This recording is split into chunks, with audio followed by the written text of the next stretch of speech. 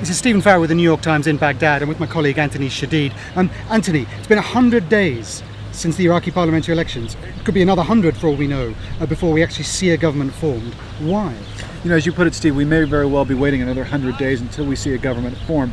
I think everyone expected these negotiations to be difficult after the March 7th election, a milestone by all accounts, but I'm not sure anyone predicted that they would be quite as difficult as they've proven to be. The crux of the matter still is who is going to be prime minister. The other positions within the cabinet, the ministers, even the deputies to the prime minister, the presidency, those are probably easier positions to resolve than the prime minister itself.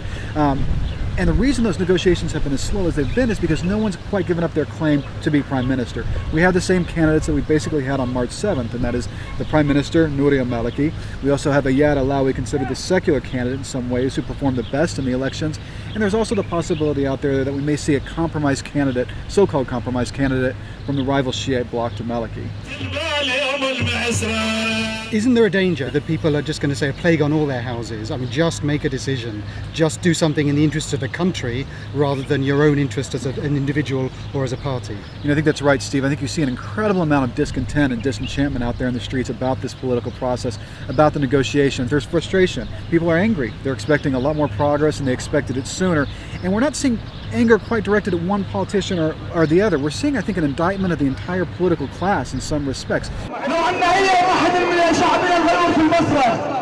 People are just frustrated with the political process as it is.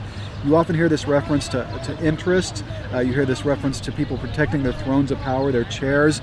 I think there's a sense of opportunism out there among the political class that these negotiations aren't helping to dispel.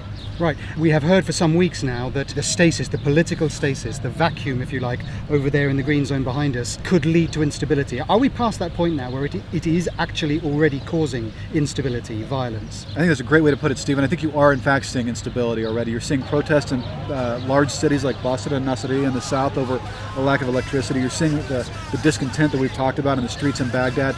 Utter gridlock. We're seeing attacks, sometimes spectacular attacks on the central bank in Baghdad. I think it's if you came into Baghdad or came into Iraq having not been here in previous weeks, you could feel that we've entered a period of time that feels very different, feels very precarious, and I think most of all feels very unpredictable.